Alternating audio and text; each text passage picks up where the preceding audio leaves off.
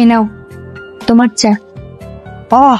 নানি পানি পানি চায়ের মধ্যে পানি। আচ্ছা সর এখান থেকে। তোর পানি খেয়ে কি মরবো নাকি আমি?